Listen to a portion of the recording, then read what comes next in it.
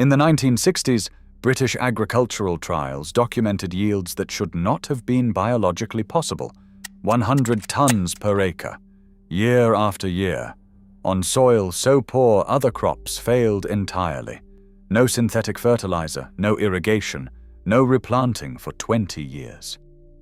Around the same time, researchers in the Amazon discovered soils that had remained fertile for over 2,000 years without a single chemical input. 2 discoveries. 2 continents. 1 conclusion. The most powerful soil amendments on Earth have existed for millennia, and the $230 billion fertilizer industry has spent the last century making sure you never learn their names. The record opens in the Amazon basin around 500 BCE. Archaeologists excavating ancient settlement sites found soil so black, so impossibly rich, that it held its fertility 2,000 years after the civilization that created it had vanished. They called it Terra Preta do Indio, Black Earth of the Indians. Carbon levels were 70 times higher than surrounding soil. Phosphorus was 200 to 400 times higher. The knowledge of how to build it was never written down, but the soil itself was the document. So what happened to that knowledge? In 1909, 2 German chemists named Fritz Haber and Karl Bosch synthesized ammonia from atmospheric nitrogen and created artificial fertilizer. Within a generation, ancient soil wisdom was buried under bags of NPK. Governments subsidized it. Universities taught it. Extension agents enforced it. A $230 billion industry was born, built on a single myth that fertility is something you purchase, not something you cultivate. Science says otherwise. A 2023 meta-analysis confirmed that biochar-amended compost alone boosted plant productivity by 44%. A 2024 meta-analysis showed humic acid increased nitrogen efficiency by 27%. A 2019 field review proved mycorrhizal fungi raised grain yields by 16%. The knowledge was never lost. It was made inconvenient to find. Until now, here are the 9 amendments they silenced. Vault 1. Biochar. The Amazonian peoples who created Terra Preta understood something modern science confirmed only in the last 20 years. Charcoal is not waste. It is architecture. It is the skeleton of living soil. Biochar is organic material, wood, crop residue, bone, heated in a low oxygen environment through a process called pyrolysis. What remains is a carbon structure so porous that a single gram contains a surface area of up to 500 square meters. That is roughly the size of 2 tennis courts compressed into a pinch of black dust. Those pores become permanent housing for bacteria, fungi, and protozoa, the organisms that make soil alive. In 2023, a meta-analysis published in Frontiers in Energy Research reviewed dozens of large-scale trials across multiple continents. The results showed biochar reduced soil bulk density by 3 to 31%. Compacted, lifeless soil became loose and breathable. Roots that had been suffocating suddenly had room to grow. But density was only the beginning. A second meta-analysis that same year found that biochar-amended compost boosted plant productivity by 44% on average. Not in laboratory pots, in real fields. Across diverse climates and crop types. Then in 2026, a Springer review of 28 publications confirmed that biochar co-applications improved 9 of 16 measured soil properties, including water retention, nutrient availability, and microbial diversity. Here is why this terrifies the fertilizer industry. Biochar lasts for centuries. The Terra Preta soils are proof. You apply it once, and the porous structure provides permanent habitat for beneficial microbes. It holds water and nutrients like a sponge, releasing them slowly instead of letting them wash away. It prevents nutrient leaching during heavy rain, and it sequesters carbon, pulling greenhouse gases out of the atmosphere and locking them underground. Michigan State University confirmed biochar increases soil moisture retention and stabilizes pH. A 10-pound bag costs about $15 and covers 40 square feet. Mix 10% biochar by volume into your top 6 inches of soil. You will never need to do it again. The fertilizer industry sells you liquid solutions that wash away in one heavy rain. Biochar stays for 2,000 years. The ancients already proved it. Vault 2. Worm castings. In 1881, Charles Darwin published his final book. Not on evolution, not on natural selection, on earthworms. He had spent 40 years studying them, longer than he spent on any other subject in his career. He measured how quickly they buried objects, how they processed organic matter, how they moved through soil, creating channels for air and water. His conclusion was extraordinary. Earthworms, he wrote, have played a more important part in the history of the world than most persons would at first suppose. He called them the intestines of the earth. Darwin was right. Worm castings are the result of organic matter passing through an earthworm's digestive system. What emerges is not just manure. It is a biological engine, refined by millions of years of evolution into the most potent soil amendment nature has ever produced. Each gram of worm castings contains billions of beneficial microorganisms. Bacteria, fungi, protozoa, all working in concert. The nutrient profile is staggering. Worm castings contain 5 times more nitrogen than ordinary soil, 7 times more phosphorus, 11 times more potassium. But the real power is not in the NPK numbers. It is in the biology. Those billions of microbes break down organic matter, suppress soil-borne diseases, and form symbiotic relationships with plant roots that improve nutrient uptake by up to 40%. Worm castings also contain humic acid, which improves soil structure and helps plants absorb nutrients more efficiently. They are pH neutral, so they will not disrupt your soil balance. And they are impossible to over-apply because they will not burn plants like synthetic fertilizers can. Research from Louisiana State University and Mississippi State University confirmed that vermicompost enhances nitrogen fixation and crop yields in field conditions. The biology in worm castings does not just feed plants. It rebuilds the living ecosystem that industrial farming destroyed. For new beds, mix 25% worm castings into your existing soil. For established gardens, top dress with a half-inch layer each year. A 30-pound bag costs about $30. Or start your own worm bin for $50 and produce castings indefinitely. Darwin knew. The earthworm is not humble. It is the engineer of all terrestrial life, and the fertilizer industry would prefer you never meet it. Vault 3. Mycorrhizal fungi. Beneath every healthy forest on Earth, there is a network so vast, so interconnected, and so ancient that scientists call it the Wood Wide Web. Mycorrhizal fungi are thread-like organisms that attach to plant roots and extend the root system by up to 700 times its natural reach. This is not a metaphor. This is measured.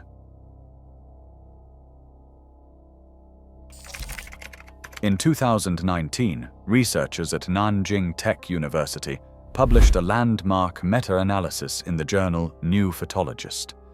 They reviewed 168 studies and 70 field inoculation trials across 7 major cereal crops: corn, wheat, rice, barley, sorghum, millet, and oat. The result was definitive. Mycorrhizal inoculation in field conditions increased grain yields by 16% on average. 77% of all trials showed positive results. A separate 2024 meta-analysis in BMC Plant Biology found that mycorrhizal inoculation increased total plant biomass by 47% and phosphorus uptake by a staggering 105%. The fungi work by extending microscopic threads called hyphae deep into soil where roots cannot reach. These hyphae absorb phosphorus, zinc, copper, and water, then deliver them directly to the plant in exchange for carbon sugars. It is a trade agreement that dates back 450 million years. Plants and fungi co-evolved this system long before humans existed, before there were flowers, before there were seeds. There were mycorrhizal fungi, feeding plants. But here is the problem for industry. Mycorrhizal fungi are destroyed by tillage. Every time a plow breaks the earth, it shreds the fungal network. Every application of synthetic phosphorus fertilizer tells the plant it does not need the fungi, and the symbiosis collapses. The entire system of industrial agriculture, tillage plus synthetic fertilizer, systematically destroys the one organism proven to increase yields by 16% for free. A 2023 study in Nature Microbiology confirmed this across 54 Swiss farms. In soils dead from years of chemical farming, the fungi struggled. In soils with remaining biological activity, they thrived. The fungi do not fail. We create conditions where they cannot succeed. You can buy mycorrhizal inoculant for $15 to $25. Dust it on roots at transplanting, or mix it into the planting hole. Then stop tilling. Stop flooding the soil with synthetic phosphorus. Let the network rebuild. Within 1 season, you will see the difference. Within 3 seasons, your soil will be feeding itself. Vault 4. Humic and fulvic acid. If biochar is the skeleton and worm castings are the bloodstream, humic and fulvic acids are the nervous system. They are the molecular messengers that make soil biology communicate. Humic substances form when organic matter decomposes over centuries. They are found in peat, lignite, and rich, aged compost. They are not nutrients themselves. They are catalysts. They make nutrients available that were previously locked in the soil matrix. In 2024, a comprehensive meta-analysis published in the journal Agronomy reviewed hundreds of field studies and delivered numbers the fertilizer industry cannot dismiss. Humic acid amendments increased crop yield by 12% on average. Nitrogen use efficiency jumped by 27%, and nitrogen uptake rose by 17%. That means plants treated with humic acid absorbed 17% more nitrogen from the same soil. The fertilizer was not increased. The plant simply used what was already there more effectively. Fulvic acid, the smaller and more mobile molecular fraction, penetrates cell membranes directly. It chelates minerals, wrapping them in organic molecules that roots can absorb immediately. Iron, zinc, manganese, and calcium that were locked in the soil suddenly become plant available. Researchers call this effect nutrient unlocking. This is the deepest threat to the fertilizer model. If humic and fulvic acids help plants use 27% more of the nitrogen already present in the soil, then farmers need 27% less synthetic nitrogen. Applied across global agriculture, that would eliminate tens of billions of dollars in fertilizer sales annually. It would also reduce nitrous oxide emissions, groundwater contamination, and the algal blooms choking waterways from the Gulf of Mexico to Lake Erie. A gallon of liquid humic acid concentrate costs $20 to $30 and treats a garden for an entire season. Apply it as a soil drench in spring and again in midsummer. The effects compound over years as humic substances accumulate in your soil organic matter.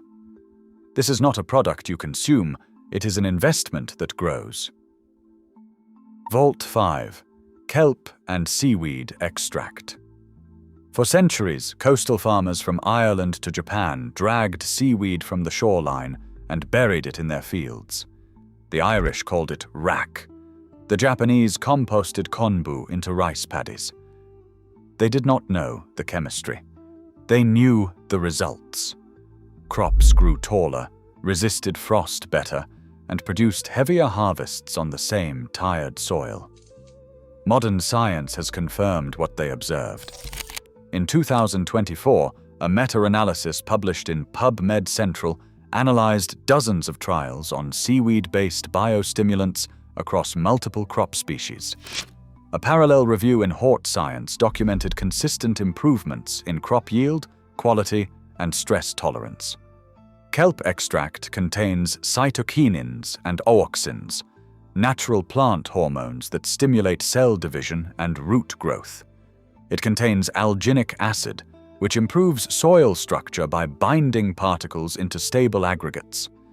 It contains betaines, compounds that protect cells against drought and salinity stress. And it delivers a broad spectrum of trace minerals absorbed from the ocean over years of growth, including iodine, selenium, and boron, elements that most agricultural soils have lost after decades of monoculture and chemical depletion. The biostimulant effect is particularly valuable. Kelp extract does not just feed plants. It primes the plant's own immune system, triggering natural defense pathways that reduce vulnerability to fungal diseases and insect damage. Less disease means fewer pesticides. Fewer pesticides means healthier soil biology. Healthier biology means stronger plants. The cycle reinforces itself. A quart of concentrated kelp extract costs about $15 and lasts an entire growing season for a home garden. Dilute it and apply as a foliar spray every 2 to 4 weeks, or drench the soil at planting time. No risk of over-application, no chemical residue, no dependency cycle, just ancient coastal wisdom validated by modern science. Vault 6. Gypsum. If your soil is heavy clay, you know the frustration. When it is dry, it cracks like pottery. When it is wet, it turns to sticky concrete that suffocates every root it touches. The problem is not that clay soil lacks nutrients. Clay is actually mineral-rich. The problem is structure. Clay particles are flat, microscopic platelets. They stack together like wet playing cards, leaving almost no space for air or water movement. Gypsum, calcium sulfate, solves this without changing your soil pH. That distinction matters enormously. The calcium ions from gypsum bind to clay particles and cause them to clump into larger aggregates, a process called flocculation. Suddenly, spaces open between particle groups. Air flows. Water drains. Roots can actually penetrate. Soil that once repelled rain begins absorbing it. Soil that once cracked in August starts holding moisture into September. Ohio State University and Cornell University both confirmed gypsum improves soil calcium and sulfur availability and structural properties in field conditions. Unlike lime, which raises pH, gypsum provides calcium without shifting your soil balance. For gardeners struggling with alkaline clay, it is the only calcium source that does not make the problem worse. Apply 40 pounds per 1,000 square feet, worked into the top 6 inches. A 40-pound bag costs about $12. Within weeks, soil that fought every shovel suddenly yields. Water that pooled on the surface starts draining in hours. One of the most cost-effective amendments available. Vault 7. Greensand. Greensand is not sand at all. It is glauconite, a mineral formed in ancient ocean deposits over millions of years. When those seabeds were uplifted and mined, what emerged was a slow-release mineral powerhouse containing iron, potassium, magnesium, and over 30 trace elements that modern fertilizers completely ignore. Plants require 17 essential nutrients to survive. Nitrogen, phosphorus, and potassium are just 3 of them. The other 14, including iron for chlorophyll production, magnesium for photosynthesis, manganese for enzyme activation, and zinc for growth hormone synthesis, are the ones the NPK model pretends do not exist. When these trace minerals are missing, plants show deficiency symptoms even when NPK levels test perfect. Yellowing leaves, stunted growth, flowers that drop without setting fruit. Rutgers University research documented glauconite's capacity to release potassium slowly over 3 to 5 years. One application feeds multiple growing seasons. The mineral particles also improve physical soil structure. Sandy soils hold more moisture. Clay soils drain better. Apply 50 to 100 pounds per 1,000 square feet, mixed into the top 6 inches. A 50-pound bag costs about $20 and works for up to 5 years. Greensand pairs powerfully with biochar because the microbial habitat biochar provides helps break down greensand particles and release their minerals. Together, they achieve what neither can alone. Vault 8. Azomite.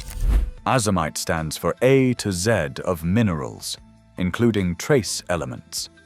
Azomite is volcanic ash from a unique deposit in central Utah, formed when an ancient volcanic eruption met a seabed rich in marine minerals.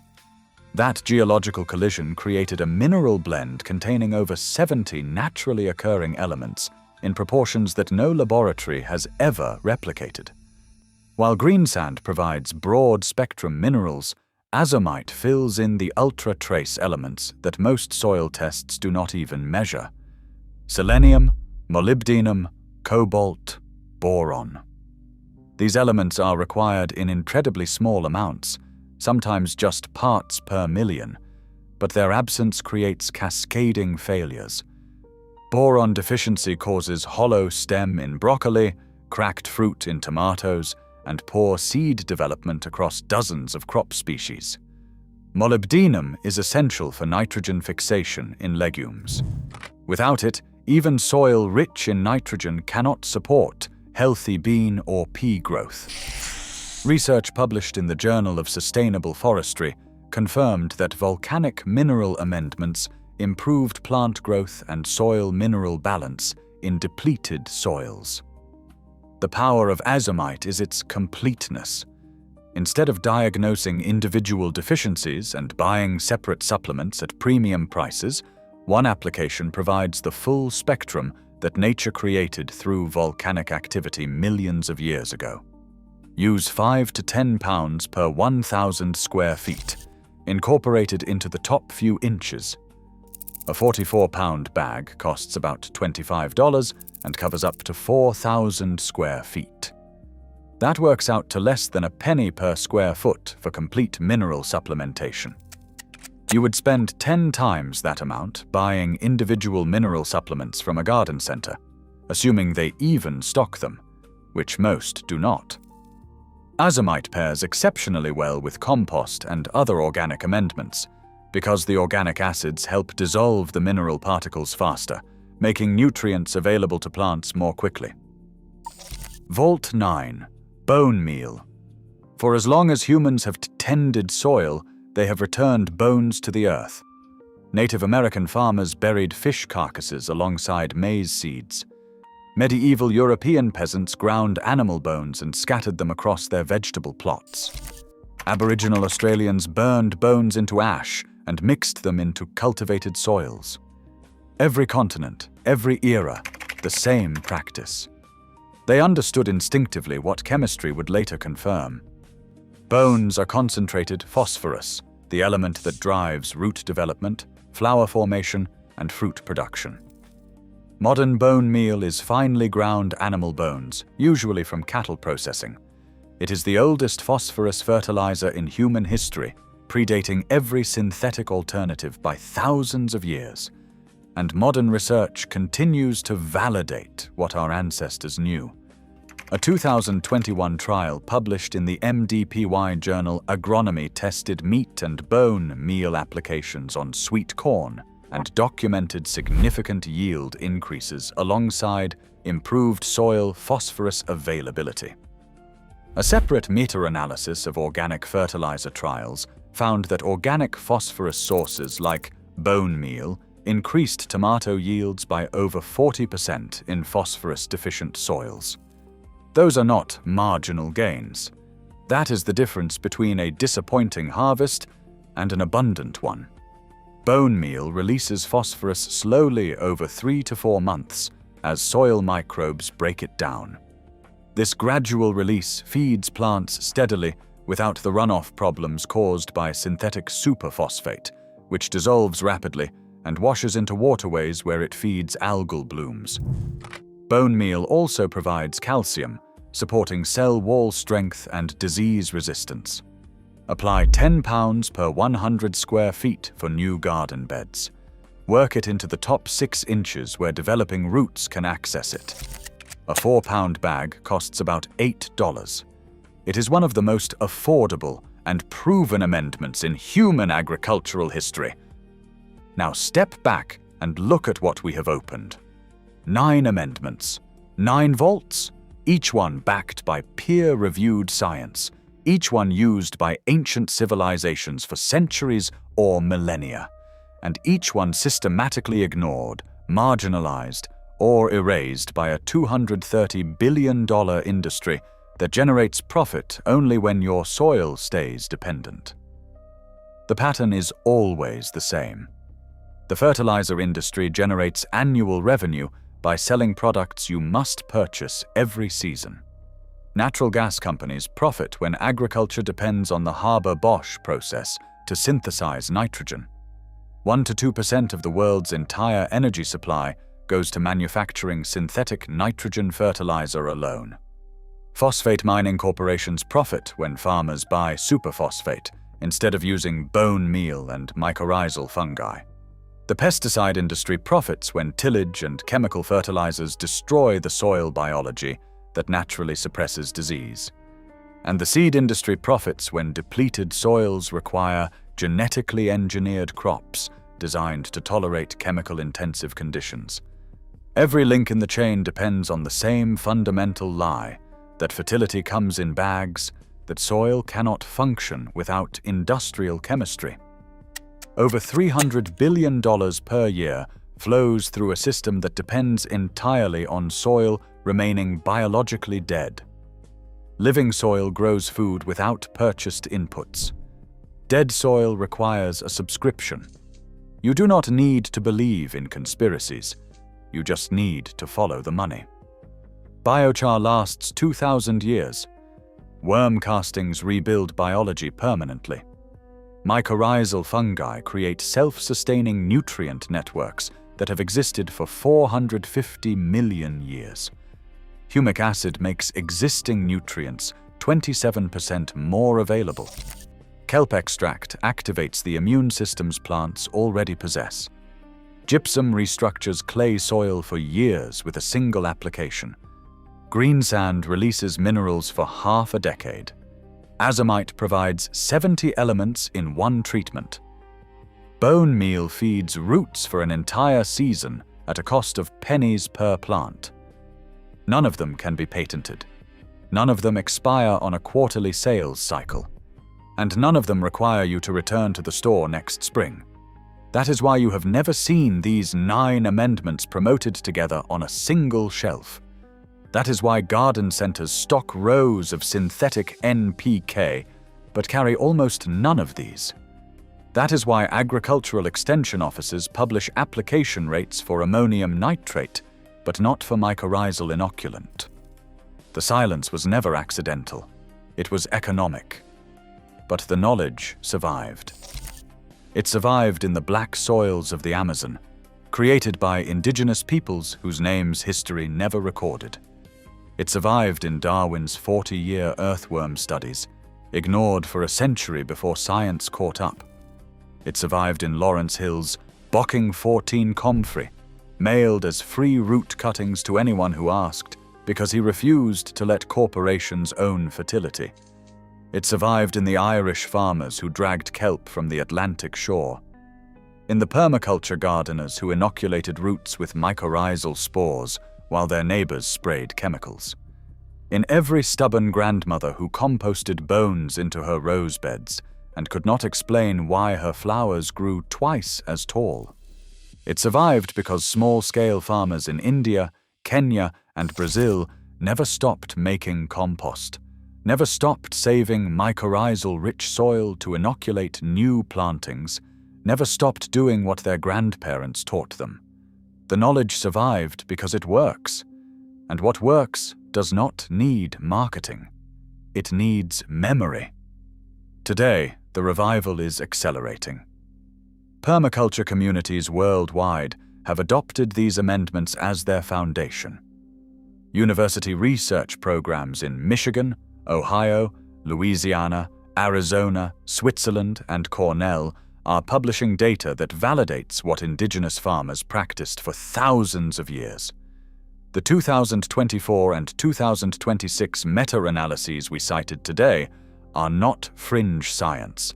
They are peer-reviewed, open access, and available to anyone willing to read them. The evidence is not hidden, it is just not advertised.